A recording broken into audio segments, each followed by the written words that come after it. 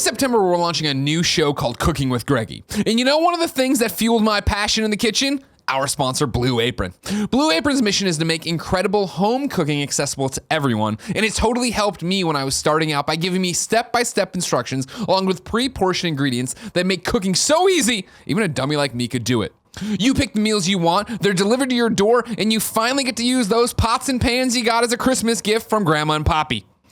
Blue Apron knows you're busy, so now they are offering 30-minute meals. These meals are made with the same flavor and farm-fresh ingredients you know and love and are ready in just 30 minutes or less.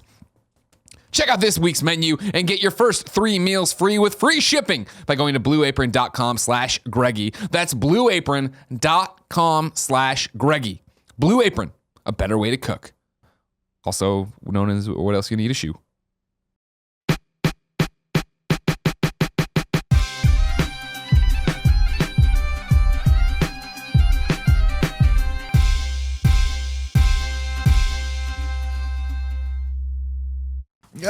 What's up, everybody? Welcome to the Game Over Greggy Show. I'm one of your hosts, Greg Miller, alongside the producer/seducer, Nick Scarpino. For a second, I thought I was getting attacked by a snake and that you were going to try to help me, and then I realized your hand was the snake. Oh, okay, yeah. I can understand why that got confusing. It was very confusing. Before I came at you, you thought you felt the phantom. Well, I thought you were going to do the thing where like, oh, he's got something on him, and then your hand became the serpent and the rainbow. The anaconda. Let me touch your pecs again. Man, these are feeling good. These are feeling real good. Got a lot of work on. Tim, you touched these recently? I have not touched them. This is the pure one, Tim Gettys. Do you want to come touch them? Yeah. All right, come on and touch them. Okay, hold on. Anyone wants to. Anyone can touch him. Yeah. Get it. Out of all the people at this table that I'd prefer to touch my chest, you two, not the first two. Rounding out the quartet today, the internet's Meg Turney. Yay! Thank you so much for coming. Do you want to touch Nick's chest? I do. Okay, I wanted to offer it out there. Nice. And Joey, Kevin, you're welcome as well. Get in line. Andy Cool Greg, do you want to come touch Nick's chest? I appreciate that you didn't immediately flex it. You gave me unflexed and flexed. Oh, yeah, he's not going to misrepresent it. Whoa, no, don't. That. Yeah, okay. We weren't asking for chops here. Yeah, just get in there and feel that. Does Cool Greg have headphones on? Do you want to? Oh, okay, when he comes out, let him know the offer's on the table. Kevin's in. Joey? Kevin just cupped him. Andy, Andy, do you want to go downstairs to the comic shop and see if anybody there wants to come up and just anyway? Kevin came in kind of like he was doing a breast examination, then also trying to molest me. Yeah. Joey just gave me a nice Did he get little, you I don't going, want to touch though? you, Pat. She's like, it's a weird job. I should have thought this through better. Yeah. Part of the whole What's the thing. name of the wrestler that had the snake, the hand snake thing? You guys know what I'm You're talking Mr. about. Sacco on Mankind. That's what you were when he was saying there was a snake. That's what that reminded me of. I mean, Jake the Snake had a snake. Let me see. Show Yeah, Meg but the it was like Cobra. a hand snake. Exactly. Wait, does Python. Meg need to see if let me see if the python's sleeping. Hold on, let me see if I can wake If up. you're listening to the audio, I'm sorry. I'm so sorry. Are you okay? Yeah, he's up. We're in luck. See? Let me I'll go down and get him. Hold on, everyone. He's don't worry. There it is. There's the python. He's tired. Is he tired? I hate the python so much. I feel like he's always tired. You never know what it's about to do. Sometimes when I work out, it looks like you swallowed a squirrel. I'm always afraid he's gonna strike. Okay, But that's not really a python Now, move. Meg, be honest with me. How long did it take till you realized he wasn't talking about his dick there?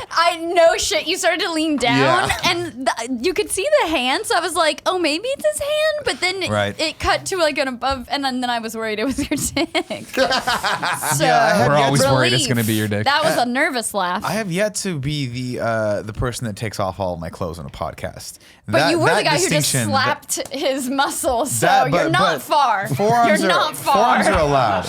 Usually that privileged distinction goes to one Greg Miller. Oh, that's the fair. person who wants He does everyone to know that he like wears to- I've never been Yeezys. full nude on the podcast. You've come very close. You at one point brushed your underweared penis against Bruce's underweared penis. That's true. On a table in front of about 2,000 people. Too much. RTX, man. What happens at RTX way gets too broadcasted on the Everywhere. spot, Does and not everybody stay sees in it. Texas. Yeah. It goes Yeah, that's what worldwide. goes everywhere. Greg, guess what? We went to Red Lobster for lunch. I know. I'm very Yeah, we disappointed in did. you guys. It is went up in my ranking. It went. It from went bottom up in tier. your rankings. Dude. I was talking shit You're on such Red a Lobster fucking for idiot. years. It's making its way up because they had the crab cooler. It's Crab Fest going on. Go to your local Red Lobster today to celebrate. Sure. If you got this drink, you get a free commemorative cup. What So was I'm gonna the drink? My LaCroix out It of was it. a crab cooler. It's got like what did it have? Was it alcohol? Midori. Yeah, Midori. It was like a yeah. Midori It's sour. bright blue.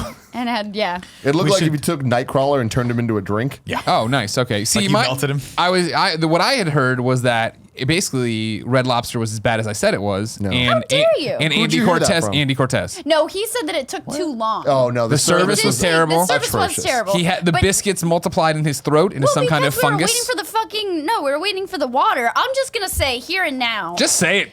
Beyonce doesn't take you somewhere if you fucked her good if it ain't good. You know? Red Lobster. She's Red pandering. Lobster. She was Information. pandering. If you fuck her good, she takes your ass to Red Lobster, and that's because it's delicious. She hasn't been to Red Lobster in decades. How? Thank you. Now wait, hold on. I love how lost hold on. Nick is right Tim, now. What am I Nick? thinking? I don't know. Exactly, you nailed it. I have no idea what the fuck you guys are talking about. Well, does Beyonce have sex? Google. Is she a serial sex offender that has sex people and Why- takes them to like now Red Lobster? for the or what? record, I don't let understand me how try to this explain. happens. Let me try Have to you explain. not seen- Let me try to explain. Have you heard of Becky with the good hair? Let me try to explain. I also don't understand the reference, but I assume it was a lyric in his song, so I just assume so roll too, with it. but you How don't know, have maybe neither it of was you a weird- seen cultural shifting, life-changing Lemonade? Is that It's her short film / visual album, and it has all of her amazing songs in it. And one of them has a lyric that says, "When he fucks me good, I take his ass to Red Lobster." So, that's right. okay? She doesn't Okay. go there often, though. So what's that say about Jay-Z? I think she does go there often. You just don't know about it. You're not checking her Insta. I'm pretty You don't sure know. if Beyonce went to Red Lobster all the time, we would know. I We don't would know. know. There's secret life. You think they The just sneak secret it? Like, you think life. there's a kitchen, a table in the kitchen, like at every It might Red be. Lobster, and they just She on could Miss have her Beyonce own today's, goddamn Red Lobster on for all we today's know. Crab Fest menu. We have this lovely hollandaise sauce. Do I get the Don't commemorative glass? When you're here, you're She's here. from Houston, man. And yes, by the way, my Beyonce impression is just loud. Yeah, that was quasi Morgan Freeman. Yeah, I just I want feel you like to it was know. a And little. the waters are Receded into my Crab Fest glass. Good Lord. If you didn't know, ladies and gentlemen, this is the Game Over Greggy show each and every week. 4, sometimes 5 best friends gather on this table, each bringing a random topic discussion for your amusement. If you like that, head over to patreon.com/kindafunny, where you can get each and every episode early. How early, Nick? Each and every episode. Topic by topic. So early that you can be watching us record it live right now on your very own private link. Traverse to $1. Go over there and give us $1. Yeah, it's Bucks help. It's great. If you have no bucks to toss our way, no big deal. You can get it the following week, starting on Monday, broken up topic by topic until it goes up as one big video in MP3 the following Friday. Timothy, Yes. where were we this past weekend? This past weekend, we were at one Kevin Coelho's bachelor party Gucci. in Las Vegas, Nevada. It was fantastic, and we would like to regale you with our tales. Sure. Nick, Nick, with a bachelor. where do you want to start with? Why not? Just get it out. Just go right through Sure, it. You I know don't what mind mean? it. I think we had a great weekend. I think it was a success, largely because no one got arrested and no one died. So I think that was right there. I think I did my job correctly as the quasi event organizer of this. Was it quasi or was Nick pretty much totally in charge? Oh, of I it? was helping put Man things with the together. plan. Yeah, but I mean everyone kind of Because chipped in again, and we've did their talked thing. about this before. The Right. Nick Scarpino bachelor party. It's been a thing that's been going on for many years. He has perfected it, where he did the bachelor party for our friend, or for yours. No, here's how it started. I get credit for this, but really, one Matt Scarpino, my big brother, should take a lot of the credit for this. He planned my bachelor party. You back mean in Matt the day. Scarpino from patreon.com/midnight Ballers. Correct. Go over there, check that shit out. He did a great job at my bachelor party. So then when I planned my buddy Eric's bachelor party, because I was his best man, I basically just rinsed and repeated. Took the things that didn't work, kind of threw them to the side, plugged in some more stuff, and we rejiggered it a little bit. What So, didn't work? on Saturday night after the pool day, we decided to go to a club, and I looked around at one point, and everyone was just like, I can't move. It was a bad club. And so it was a bad club, A, and B, it was just after we had spent the entire day in the sun at the cabana drinking our face. Like, I think we had like something like 700 Bud Lights or something like that. No one wanted to go out. Of course you did. No one wanted to go out. And so, yeah, so that was my plan this time. Well, first off, we should back up. If you're not having your bachelor party in Vegas, you're fucking up. No, really? That is the best. You have to have the bachelor party there. I've gone to bachelor parties in like Southern California. I've gone in Tahoe. They're just not as fun. There's not that much shit to do. Vegas is the place. Okay. Yeah. So the concept of the Great Bachelor Party is 2 days max. You got a 48-hour period in Vegas. Can't Yep. go any longer than that. That's fair. You go longer than that, you start to rot away Yep. on the inside. It's dry. It's dry. dry. The pure oxygen they pump in, dry. It's terrible. And also, you start to realize there are no windows. You have no idea what time it is. Yeah, absolutely. And you have to And get you out. cannot escape. Exactly. Did you guys have fun this weekend? Of course, yeah. Yeah. It was great. Have you been going to a lot of bachelorette parties? No. And also, I don't really do parties. Yeah. I'm that person Wait, that's why like, is that? hey, thanks so much for inviting me. So important. I just, sweatpants and Netflix. But would have loved to have been there. Right. Thank you sweatpants.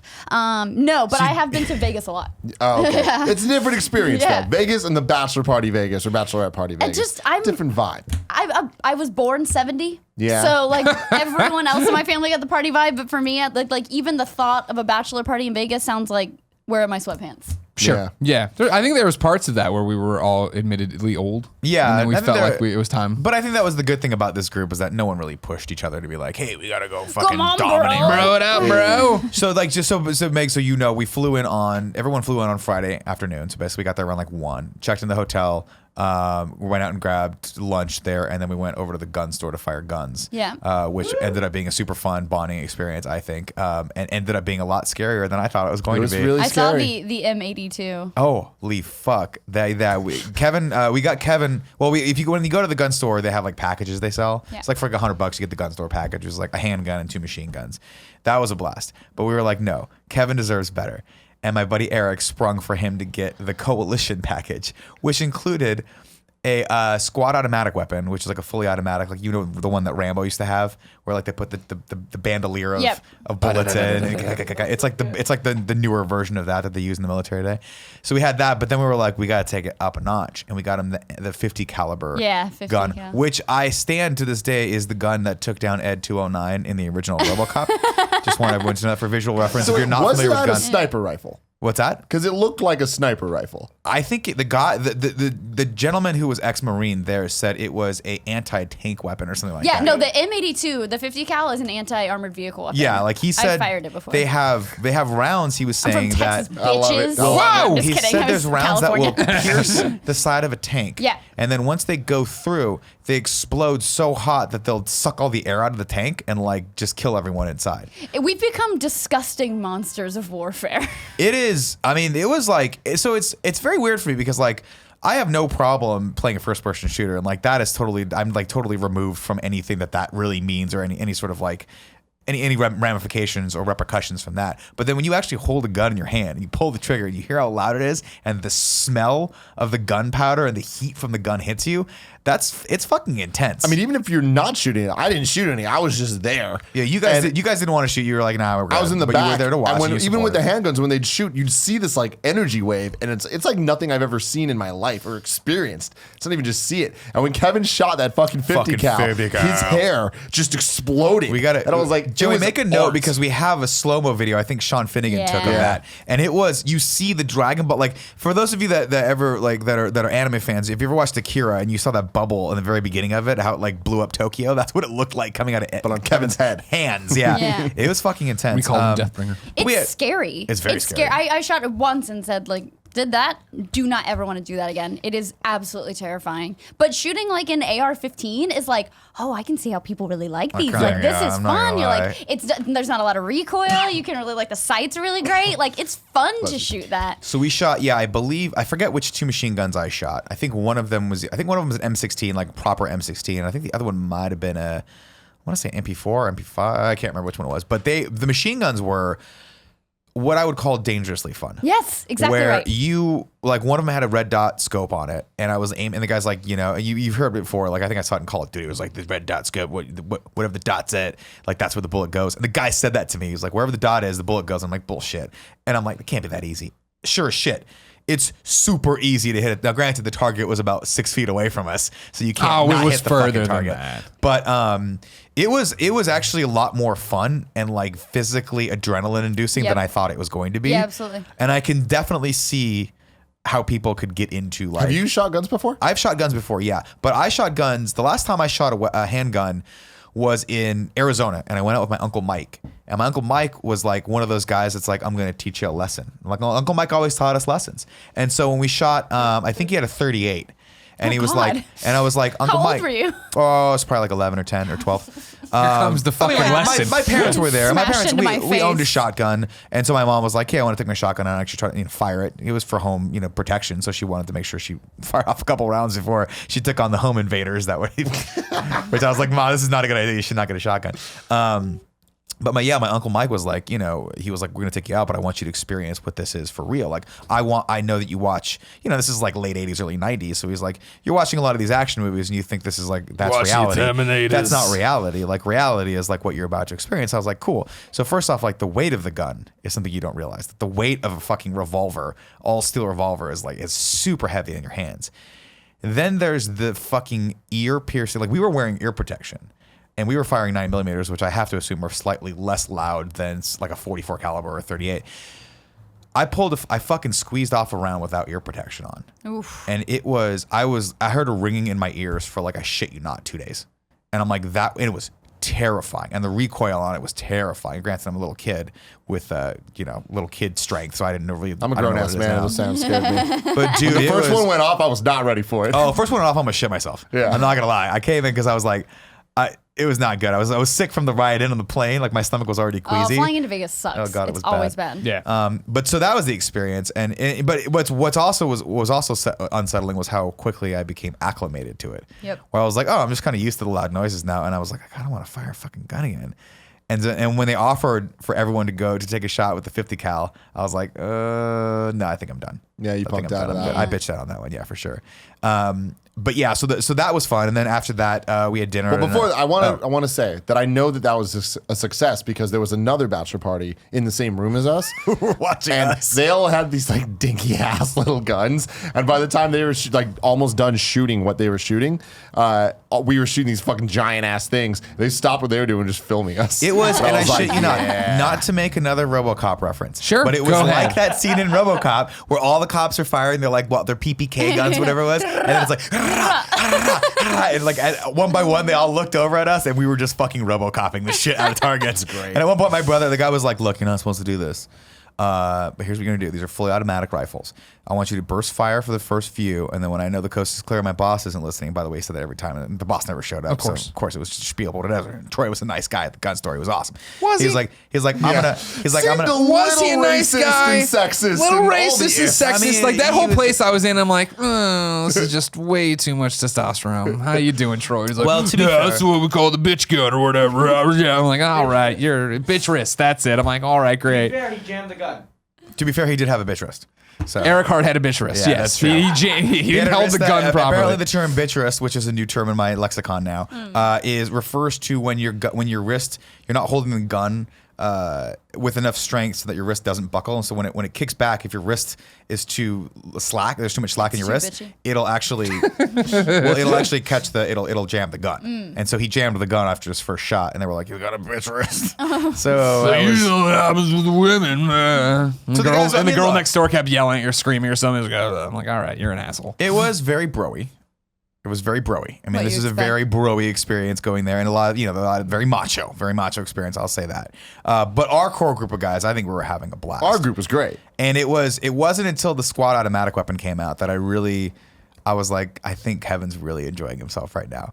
Now, granted, He did the Kevin laugh a lot. Give Yeah. it to me, Greg. but when happening a you, lot.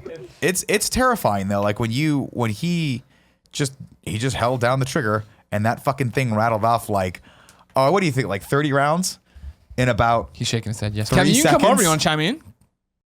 Thanks for watching the Game Over Greggy Show, everybody. Click here to go to Patreon. Click here to subscribe. Click here to check out Kinda Funny Games. And click here to see a video of a very, very young Andy Cortez. We don't have that video. It's just other content of ours. Kinda Funny.